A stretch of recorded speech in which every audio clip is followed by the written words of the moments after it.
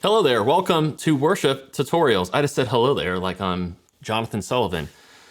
I am Bradford, and this is Bradford TV. Actually, we are officially calling this Bradford's Pedal Corner. As you can see, there are pedals, and I'm in the corner. So the name took a lot of research. It's real cool. This is a little different. If you're fans of gear like we are, I love watching that pedal show. They tend to do a couple different versions of videos. One they call like pick and mix and stuff like that, where they just kind of showcase some stuff. Well, I've gotten some things in the last little while. Some things I've had longer than others, but just that I wanted to showcase because a couple things. I think people need to know about them, or I've seen people ask a lot about them, or I've just really been digging them a whole lot and want to tell you about them. So it's a combination of all three of those things. But it's not just going to be, hey, let me show you this cool gear stuff. It's going to also be a little bit about how I would use it and kind of technique too, and kind of like, you know, how to like, there's a lot of drive pedals here, right? This isn't necessarily, I mean, I could. This isn't necessarily a rig I would use live. That's a lot of drive. 1, 2, 3, 4, 5, 6, 7. I would do it, but that's not why we're here. But I'm just going to show you some techniques too, how I would approach utilizing these things, especially because a lot of these are based on another popular type of pedal that you've probably heard at some point. So it kind of lends itself to how I would utilize said type. So before we even get into the pedals, I got a couple things I'm just like stoked to share about. I just want to be grateful to companies who send us some stuff to check out and who want us to kind of help them get the word about their stuff too, but also just stuff that I really enjoy. Starting at the very beginning, I love me some Bog Street picks. Check them out. They're a little different from your normal pick, and I've grown to the point where I cannot play without it. So good. This is an iconic Tamarack, as they call it. It's got some curves and contours like you'd expect the Strat to. So that's really cool, but it's still a Telly. You know, a Telly is normally just like a block. So great, plays great. This is a vintage modern kind of deal. They have like a vintage thing, and then they have some stuff that's a little more just go crazy nuts modern. And it's got, from one of my dear friends, pickups, Blondies, Lambertones Blondies. The filter cover, common question is, do the filters on pickups alter the tone? They let, and if you think about it, it makes sense, they let a little bit more of the highs through. You probably wouldn't notice if you've never played Blondies before and you first played that, but important. I'm using a hodgepodge of cables for the board because I just have them here. I have this monster cable here that I've had since I was like 17, and it's still working. I'm 34. It is as old as I was when I purchased it. That's kind of crazy to think about. Still working. But I'm using this Runway audio cable. Really cool, really thick, heavy duty. If you want some just nice, solid cables that support a local business, small business, check them out. All right, all of this, we'll come to this in a second. We have the TONEX, they're sitting over there. The captures on the TONEX are our own. I'm using a 64 Vox and a Matchless Clubman. They're available to you if you would desire to capture those captures for your collection. All right, that's a lot of housekeeping. Let's get to the board. We're here. This is why we're here. A lot of fun stuff here. This is the Mira compressor from Walrus. The Deep 6 was just not for me. I couldn't tell you why. It's been a while since I had one. I've learned a lot about compression, but they released this. I really like it. More controls. It can be scary to think about controls. The biggest thing I love though, the blend. There's an attack and release control, and those are some of my desires on a compressor. I have the attack dialed so you can still hear the initial attack of my pick. The release is kind of cranked because I love clean tone. I really care about getting a nice round, gorgeous, sustained, clean tone, but I don't have a Dumble. I'm not John Mayer. I'm not Robin Ford. I'm not Stevie Ray Vaughan. Those amps are known for having lots of headroom. So I can create it myself by using extra sustain on a compressor. It works. I don't have the ratio up too high. Here's my bass tone, which is great.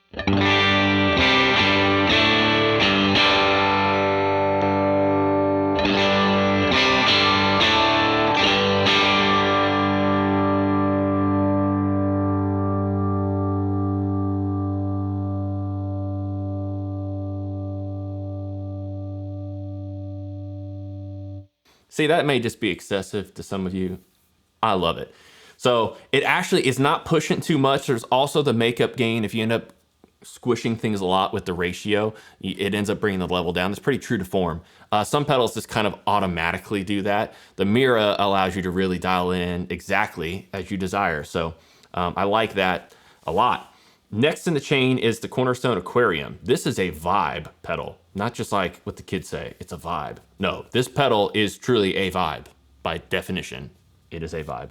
I love it for a couple reasons. There's a ramp feature. I love ramp. I love ramping stuff, especially with tremolo. But this is really cool. We're gonna start on the slower speed, and I'll show you, we'll go to the faster speed. If you're not familiar with vibe, you can utilize it kind of chorus-like, in a way, like modulation. Think of it that way. It's just a little thicker and more like throbby. It's kind of the whole point of these things, so.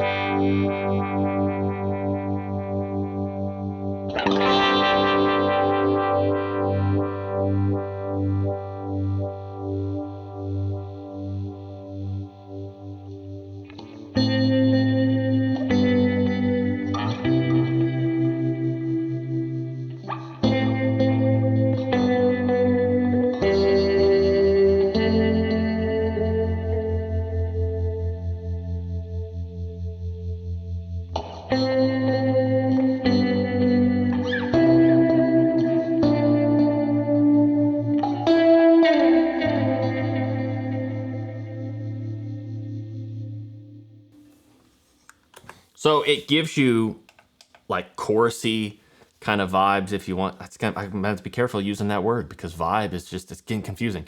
You can use it kind of like chorus, but then of course, the way it's like really known for is very Stevie Ray Vaughan-esque, right? And Jimi Hendrix-esque. That is not a style that I am very capable of playing, but we're gonna do it anyways.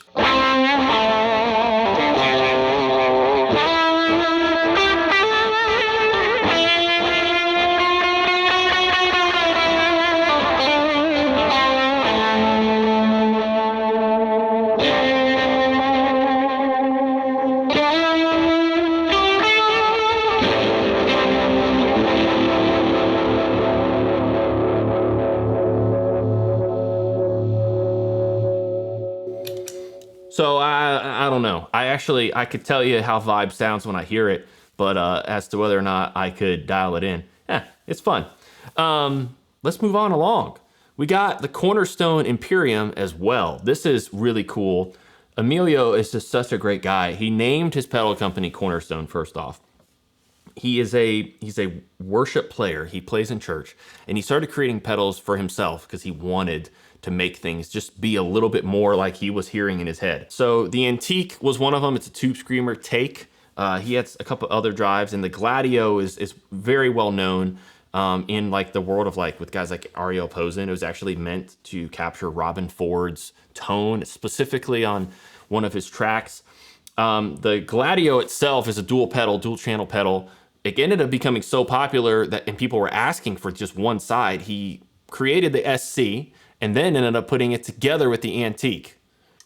Lots happening here. Not a big deal. You don't need to know that. You just know it sounds awesome. I really like the Gladio to use it like low gain to kind of beefing things up. If I'm playing a lead line that kind of warrants, like the clean tone needs to be a little more front and center, and I wanted to have be a little more round and sustained, and you'll hear what I mean here. I want to do this.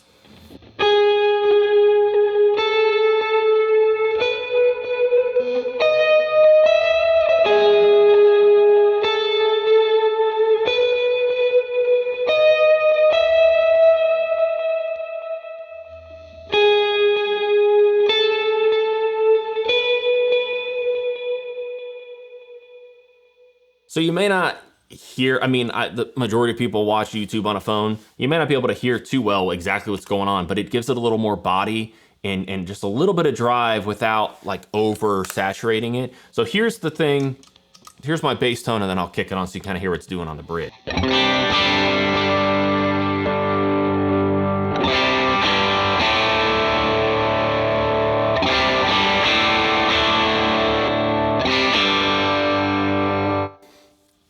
you can rip it if you want to, which is kind of like another thing he wanted to go for, Emilio did, kind of to get the Robin Ford-esque sound, which, again, I'm not a player of.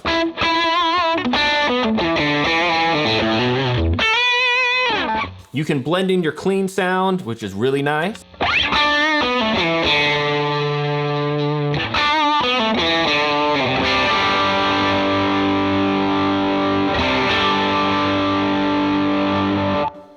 I would say the clean sound really is more of a feeling thing too. When, you know, it keeps it so it's not as compressed, it kind of keeps it open, which is really cool. It feels good on your fingers. The Antique, a very nicely done take on a tube screamer. I'm really digging that.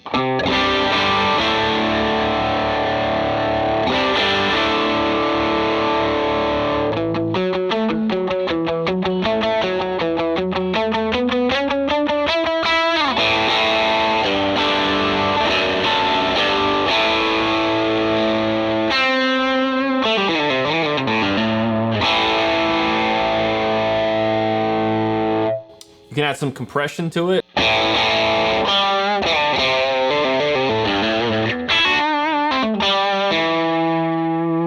Take some of the mids out.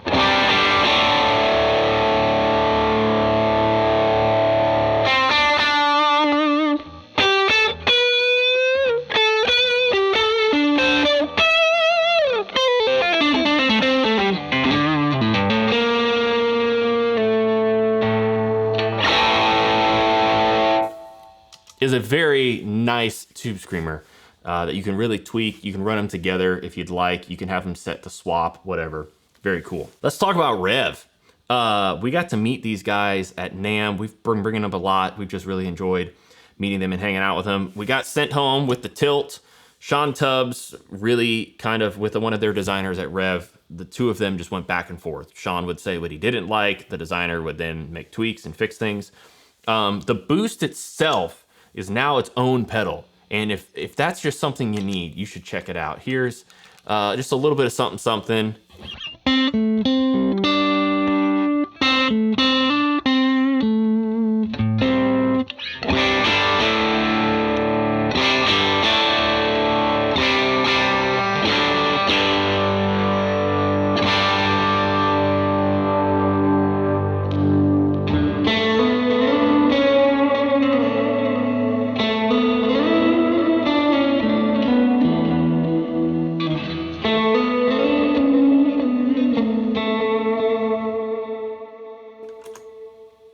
Nice little thing to give you just a little bit more. Boosts are always nice. I think our ears don't realize most of the time that just being louder is better, but hey, it sounds great. Check out this drive side too, though.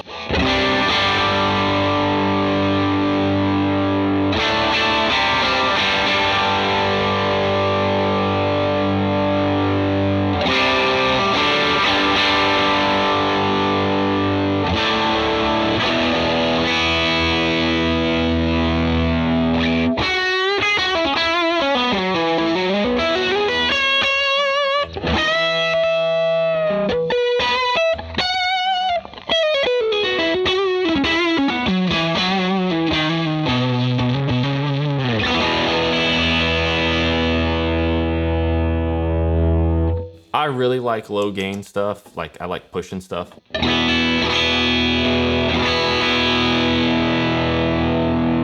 So that's where I really enjoy using it, but it gets real creamy if you're really looking for something that's just kind of, the creamy nature of things is really fun to me. And I don't always want that, but you can dial it up as you add more gain. It does that well. Next is the Jet Pedals and Chris Rocha signature pedal. It's the Mr. Jax. It's based off of the Crowther Hot Cake.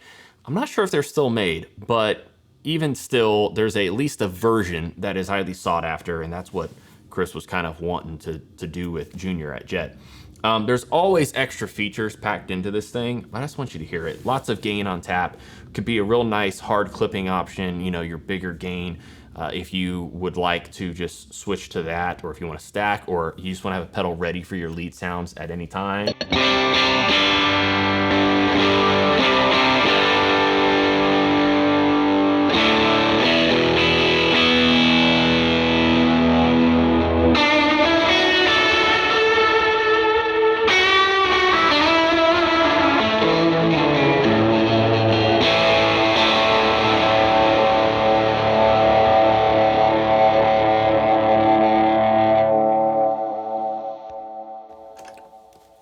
sounds. Next is the newest one. This is the Gritador. Dave Browne has some stellar ears. The protein is my go-to. It's my ride or die. And everything else he's made has been so great that I've tried, that I've utilized. This is very cool. This is based off of a TS10 in a lot of ways. The Tube Screamer John Mayer loves oh so much, and that has become very expensive. But this has also been tweaked to kind of make those who don't quite prefer Tube Screamers a little happier. I love Tube Screamers, but this is nice. It's not as nasally. It's a different mid-frequency, as I understand it, which is really cool. You may enjoy it if you're not a TS10 kind of guy or a Tube Screamer kind of girl, whatever. Some people, misconception, think that the protein is actually a Tube Screamer side. It is a Noble's ODR1 kind of thing, a little more flatter in the mids than a Tube Screamer is. And so this would work well with like if you just had the Atom or if you had the protein. So very cool, lots of sounds on tap.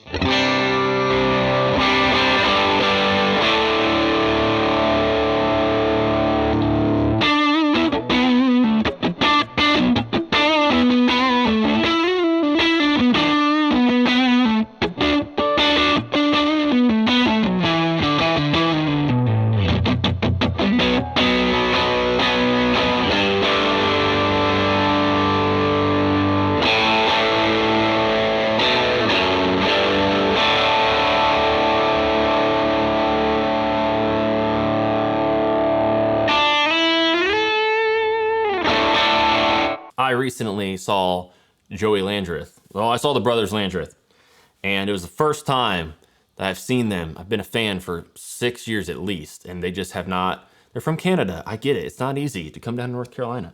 And they had his tweaked preferred version of the Mjolnir from Mythos. It is a Klon. It looks like it, you know, right? There you go. So here you go. I'm going to show you a little bit about this and let you hear kind of, they said that it's been tweaked to be a little more transparent. And so I actually was piqued by that because the Klon sound is not like one I gravitate towards. But here it is with the kind of like a mid-gain thing to me. This is what it sounds like.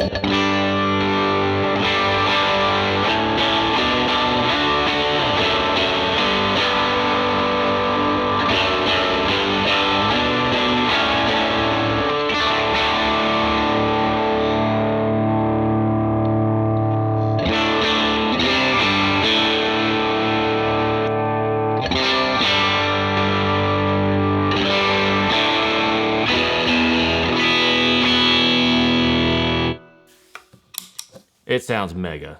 It's very good. Very impressed. Obviously, could be the honeymoon phase. I have literally had it plugged in for like an hour, but it sounds really great. Next, we're heading into the A3 custom volume pedal.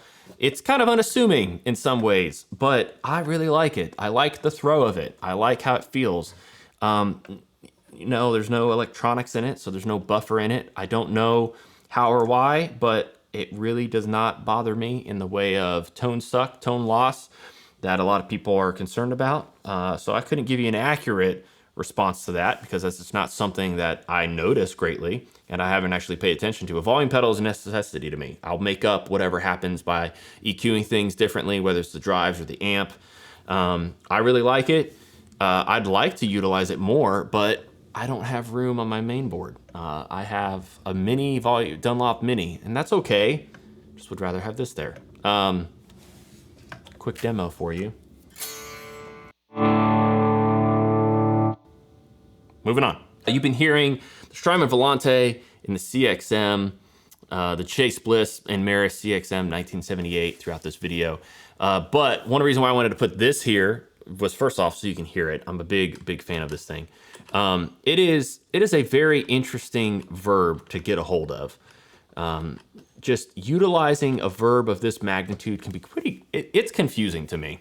And so it is a very intricate piece and the price reflects that, but it sounds very good. It's based off of, hence the name, the ever popular 1978 style, like lexicon kind of verb that they knew people have wanted. And so it does actually kind of look like that in some ways.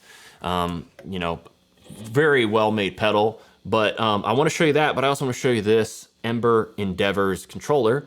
Here's my Revv sound as is.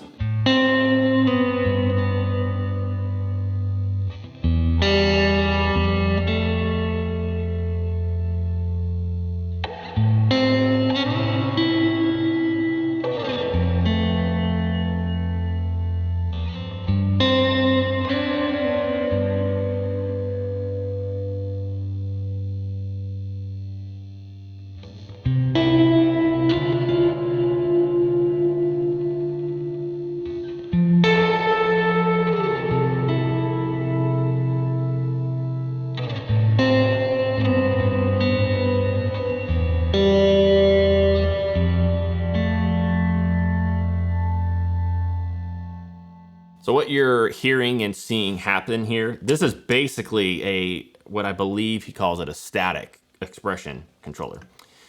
These knobs reflect what's going on. So as you see here, as I'm twisting this knob, it kind of like adjusts the minimum and the maximum value of things. So imagine it's basically like this represents what your heel and your toe is doing on an expression pedal, right? But you have this set here. So you can set it where you want it, and you don't lose trails. Now you can utilize this in any other pedal that's got an expression controller. You can do that. If it's a pedal that has expression control but doesn't have any way to do presets, period, this is something you should and you could consider for that. So if I hit this button, you'll see it makes adjustments. It's just moving sliders. So yeah, you're gonna seem like your trails are getting cut short, but in actuality, what's happening is just because the slider's moving, the decay is getting cut back, which it's very different than which, here's an example. Let me get this back up here.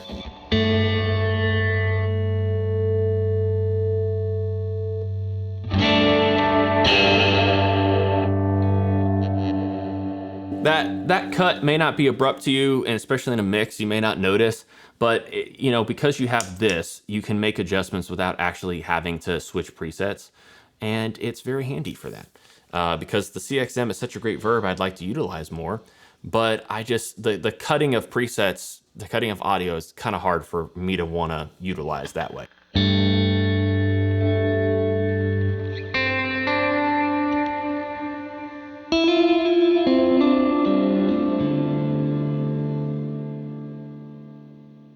So that's it. Thanks for checking this out. If you got questions, this isn't only limited to pedals that are newish. So if you have something that you think that I have, or we have, or you know we have, whatever, and you'd like to hear more about it, just drop us a note and we'll see what we can figure out. This is a little experiment, something fun I've always wanted to do, is just kind of talk about some things I'm enjoying and whatnot.